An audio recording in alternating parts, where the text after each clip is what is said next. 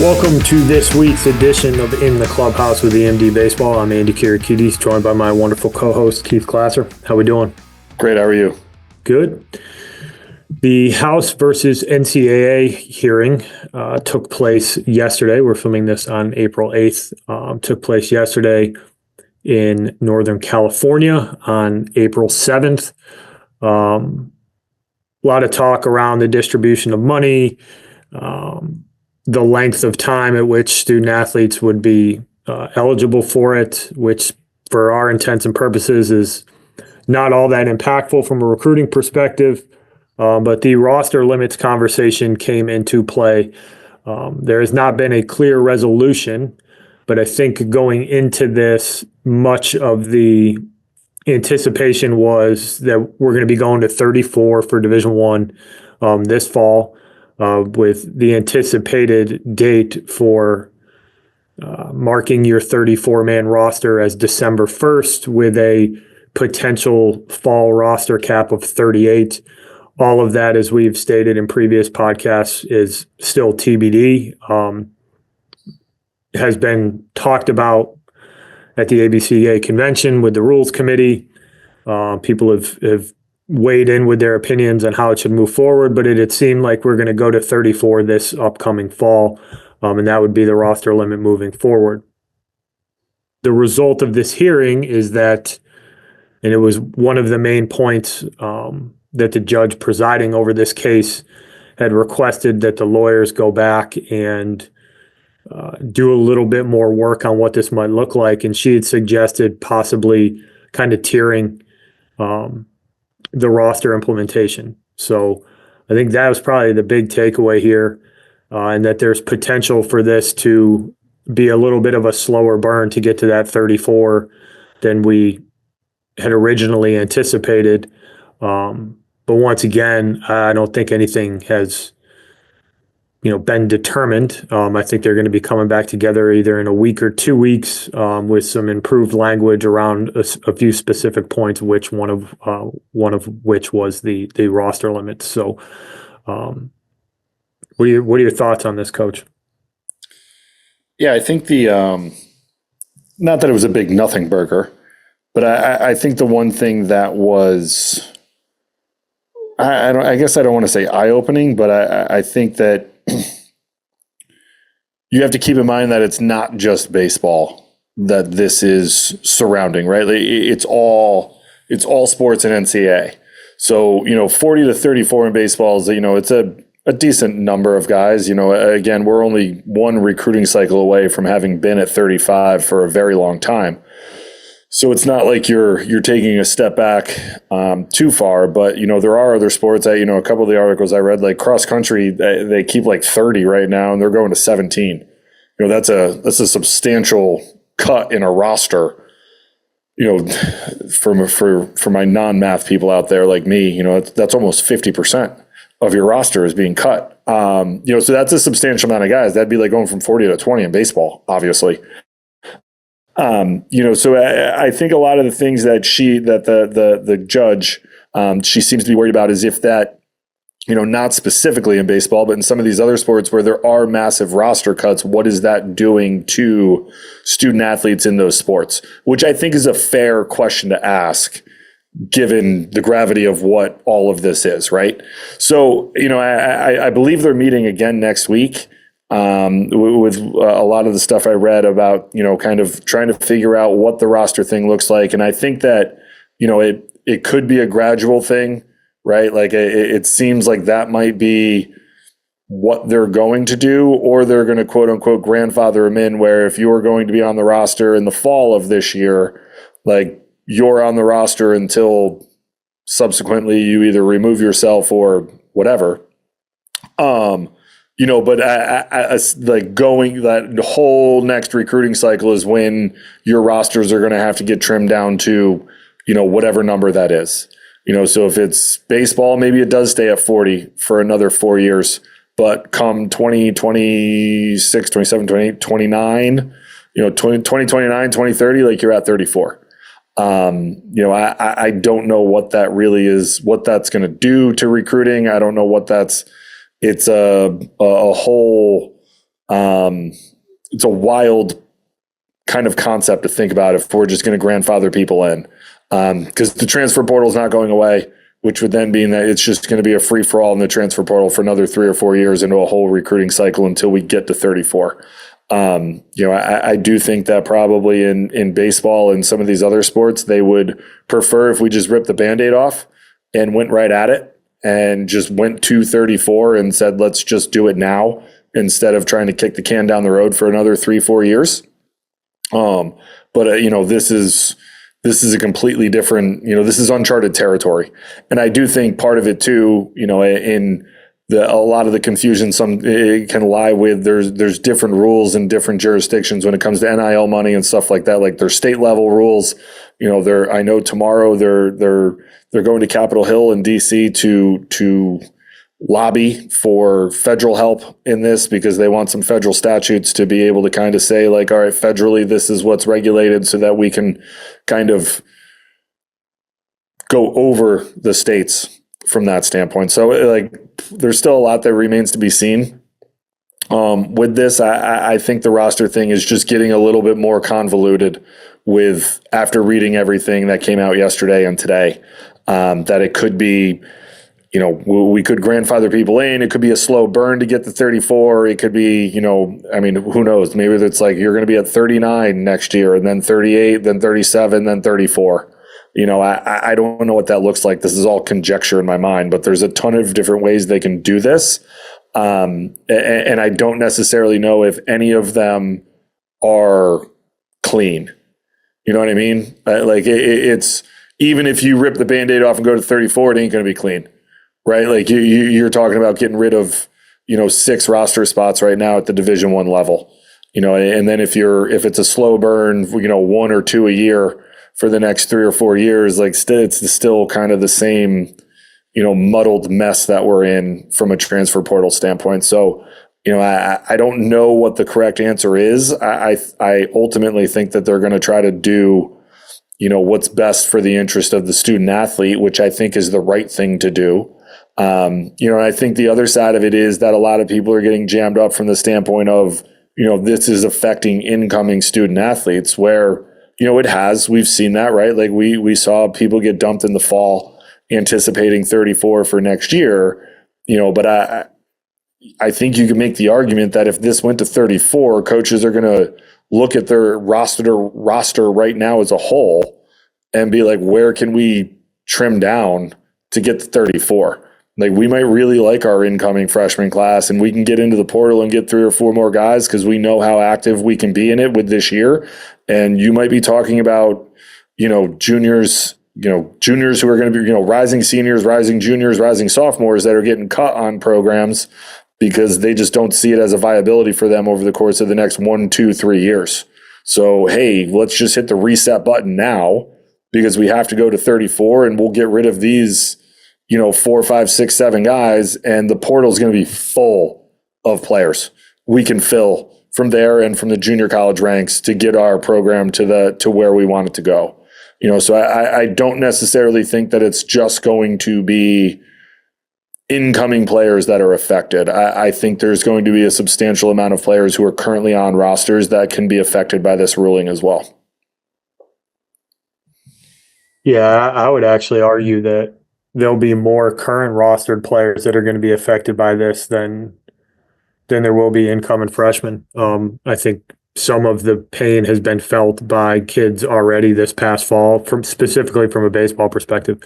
We've all heard stories of guys getting dumped and coaches using the anticipated roster cuts as a way to get ahead of it. Right? Like if you're going to have to cut 6, you do the math between how many seniors are going to graduate versus the guys that you're going to currently have on the roster in your incoming class, and you start to figure out, all right, well, if we need to get to 34, we've got 30 guys who are coming back or 28 guys that are coming back, and we've got 9 guys coming in.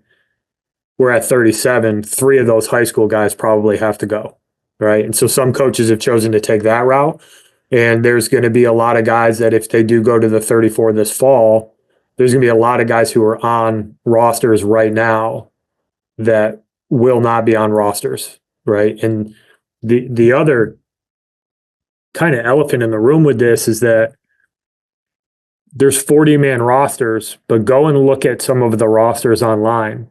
There's some big schools that they're listing 50 guys on their rosters online, and it's because they've got a bunch of non-scholarship redshirt guys that are, they don't count against your roster, but they're there practicing, they're there getting better, they're there doing their thing. Well, those guys are going to have to go into the portal too, unless they're going to get kept on that roster. So this is a significant impact no matter how you do it, right? And I think you can make a strong argument that ripping the Band-Aid off right now and moving on with it is a viable way to deal with it. I think that there's probably a lot of coaches who would prefer that, especially since there's been anticipation that this has been coming for quite some time now. And I think a lot of schools and a lot of programs have started to prepare themselves for this by either cutting down their recruiting class or telling some high school guys they don't have a spot, and coaches are obviously evaluating their rosters as they stand right now and starting to figure out how the math is going to math when it's time to go into the transfer portal versus the guys that they're bringing in on campus. So I think there's been a lot of preparation, and I think some coaches, I believe Kendall Rogers tweeted about this earlier, that a lot of athletic directors and coaches in his circle, which is a big circle, have all kind of voice their opinion, like, hey, we just need to get this over with and do it. I think there's an argument for that, and I think there's an argument for tiering it. Maybe you go from 40 to 37 to 34 and you do it over 2 years, or maybe to your point, maybe you make it a little bit slower and it happens over a full kind of recruiting cycle, that 4-year window. But either way, there's going to be some pain involved. There's no clean way to do this, which is unfortunate, right? And you bring up a really good point that while we're focused on baseball, and I'm assuming that the vast majority of people who come and listen to us talk about this stuff are here to hear about baseball, this impacts way more than just baseball. And in a lot of cases, there's a bigger impact on some of these other sports. And while obviously Division I athletics is wildly competitive, and that's a part of the nature, and guys have been getting cut from their teams and players have been getting cut from their teams for the existence of college sports. I mean, it happened when we played. It was a lot. It wasn't nearly as clean. There wasn't as many options for players. You could argue that in today's day with the transfer portal, getting cut is way easier to handle than it was when we played, when you would just get run out of a program or have your scholarship revoked after the end of the year. And get told, like, hey, you're just not going to be able to cut it here. So I don't think there is a clean way to do it. I'm not surprised that was something that came out of this conversation. I am a little bit surprised that was something that the judge presiding over the case made a point to tell these lawyers, like, hey, you need to go back and you need to rethink this. So obviously more to come. Very impactful conversation. I think the other thing too, from a pure baseball perspective, is the roster limit is one part of the conversation. The big thing with baseball for years has been how many guys are being brought in the fall. And we know that you make your 40-man roster decision, but a lot of schools are bringing 50, 60 guys on campus to compete all fall, and then you get it down to 40. The big conversation was, well, if you're going to cap the rosters, we probably need to cap that. But that comes with its own set of issues. If you've got 34 as your roster limit and you say, hey, well, you're allowed to bring 40 guys on campus, well, now you have to think about, all right, well, there's 6 guys who are going to get cut during the season. So now you have a complete mess of a transfer portal in December. You got a lot of decisions to make. There's no clean cut, tried true way where everybody wins in this process. And unfortunately, the student athlete in some way, shape, or form is going to suffer from this decision, at least in the short term. I think the long-term ramifications of this are good, right? I think there's going to be less BS in the recruiting process. I think you'll see the transfer portal At least in baseball, I think you'll see it slow down. Not completely, but I do think that you're going to see it slow down. So I think the long-term impacts of this are good, but there's no short-term outcome where everybody's happy. No. I don't think we're going to have, I think regardless of which way this goes, someone's going to be mad, right? Like we're not talking about small, simple changes. Like we're talking about more or less overhauling NCAA Division I sports from a roster standpoint, from a money standpoint with NIL and what essentially amounts to a salary cap, what's going on with NIL collectives, all of that. We've seen massive changes over the last couple of years because of NIL and stuff. And I don't think it's the worst thing in the world for college sports, but on the same time, it's we're putting parameters around what this has become, right? Like NIL has become something that it wasn't necessarily intended for. And where they need to put some sort of parameters around this so that it can be more intended for what the rule and the law was.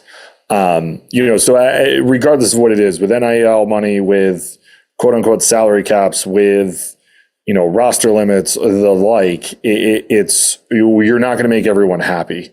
But I do think that you can be fair about what it is that you're doing to make sure that it's as even as it could possibly be at that level. And it's not going to be. We've seen the disparity that's happened over the course of the last, with the NIL money that's around, like you see the disparity now. Like there was a disparity when we played. There was a disparity 10 years ago. Like it's just gotten bigger at this point in time, right? Like, Tennessee and Marist are competing for the same trophy. And God, I love Marist. I bleed Marist baseball. But like, we don't have what Tony Vitello has at Tennessee. You know what I mean? Like it's two completely different stratospheres of when you start talking about stuff like that. So, I don't think it's the worst thing in the world. Not everyone's going to be happy about it. Not everyone loves change. But on the same hand, like something needs to be done in order to make it a little bit more competitively balanced. And maybe this is a start. Do I think that this is going to be like set in stone and this is what we're going to be doing for the next 5-10 years?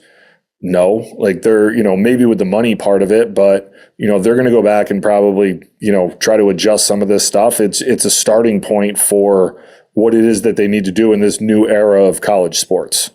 And it's from the outside looking in, it's at least nice that they're trying to do something to rein in this and make it a little bit more competitive. And you and I were talking about this before we started. I thought it was interesting that, one of the articles that I sent you that we read was, the judge had made a comment towards the end of the hearing that, if people aren't going to abide by it, then, the NCAA can just throw them out, which I think is something that could potentially happen with some of the power conferences. Like if you're not going to abide by it, they're just going to kind of go do their own thing. Which we've talked about before. It's not out of the realm of possibilities. Do I think it's going to happen right away? No. Do I think it's something that could happen in the future? Absolutely, I do. Where you more or less have the Power Fours and, one AA and everything else. And that's what it could be. Kind of like the football model for pretty much all sports. Yeah. I mean, simply put, with the NIL stuff, like there's just teams operating on a different level. And I think even with caps, and I don't know if it's going to create a competitive balance across Division I sports. Even though that's kind of the spirit of it, I think it's never, to your point, it's never been the same across all of Division I. And, that's just the nature of it, right? That's really what it is. But yeah, a lot to come on this. The NIL stuff is certainly interesting, and when they nail that down specifically around the NIL collectives and what types of rules and regulations that are going to be put around that, that'll be very interesting to see. But from a recruiting perspective, I think the the ball that needs to drop is coming to a determination on how these roster changes are going to be implemented. So we will report back. For those of you who want to do some research on your own, I highly recommend following Ross Dellinger on Twitter. Shout out Ross. We have no connection to Ross at all. I have no idea who he is, but he does a wonderful job of posting about this and has written some really high quality articles that dive pretty deep into it. I believe he was actually present at the hearing. So he's a pretty good source of information and breaks it down pretty well and makes it pretty digestible. So if you want to read up on it more and instead of hearing our opinions, go check that out. But anything else you want to add on that, Coach? Nope. All right. Well, thank you for listening, everybody. We'll report back when we get a little bit more clarification on this, and we'll talk to you about this then. Thanks, everybody. Thank you for listening this week. If you're watching on YouTube, go ahead and hit that subscribe button and smash that like button for us. Check us out on Apple Podcasts, Google Podcasts, as well as Spotify. You can follow us on Twitter and Instagram at EMD Baseball. If you want to find out what me and Keith do to help families and players navigate the recruiting process, go ahead and check us out on emdbaseball.com. Take a few minutes to check out our new online academy. I promise you'll get some good information out of that. Thanks again for listening. Check in with you next week.